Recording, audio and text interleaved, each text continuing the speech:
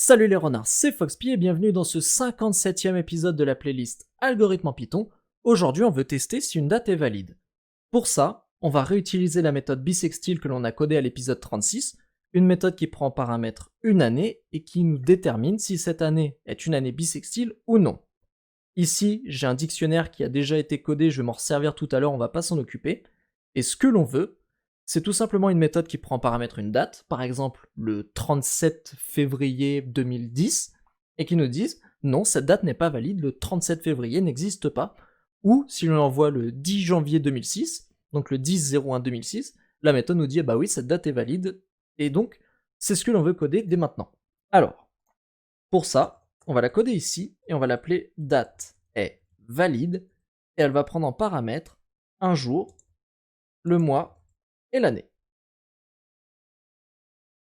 En ce qui concerne le mois de février, il y a 29 jours si l'année est bisextile et il y a 28 jours si l'année n'est pas bisextile.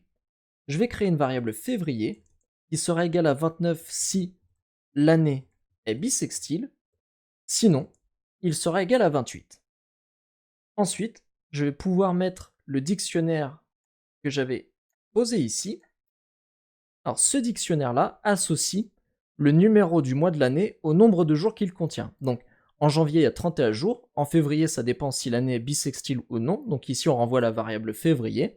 En mars, il y a 31 jours, en avril, 30 jours, en juin, 31 jours, en mai, 31 jours, en juin, 30 jours, etc., etc.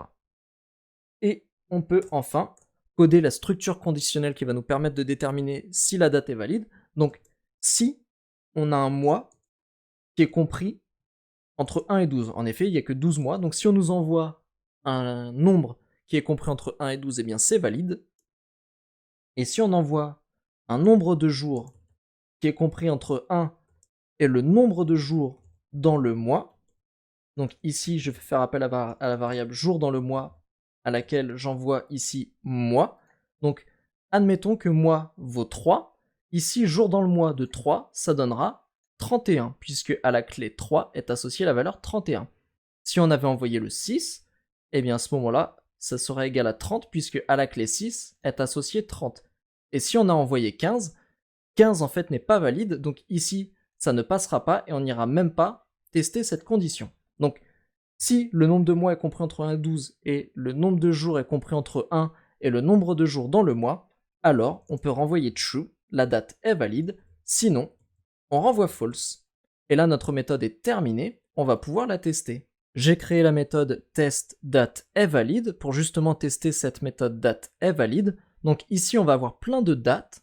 Dans une chaîne de caractères, on va afficher cette date jour, mois, année, double point. Est-ce qu'elle est valide ou non? Donc on va tester ça, j'exécute le code. Et là vous voyez il y a toutes les dates associées à une valeur de vérité, donc soit true, soit false. Alors, le 20 février 2020, c'est une date valide, on affiche true. Le 29 février 2000, c'est une date valide, on affiche true.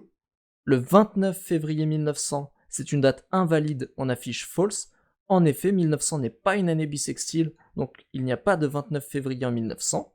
Moins 4, 5, 2020, eh bien c'est faux, hein, on ne peut pas avoir de nombre négatif pour les jours. 67 2000, c'est faux, hein, 60, il n'y en a aucun mois qui a 60 jours. 12, 13, 2020, il n'y a pas de 13e mois. 1, 0, il n'y a pas de 0e mois. 0, 5, il n'y a pas de jour 0. 31, 12, 2020, c'est une date valide. Le 30 août 2020, c'est une date valide. Le 1er janvier de l'an 0, c'est une date valide. Et 2, 10 284, c'est une date valide. Alors je constate juste, je vais rajouter un petit test ici. J'ai pas mis les années négatives, hein, mais les années négatives sont valides. Hein, si je mets 2, moins 10 284 et que je teste, normalement, vous voyez ici, hein, moins 10 284, c'est une date valide. Donc les années avant Jésus-Christ sont prises en compte.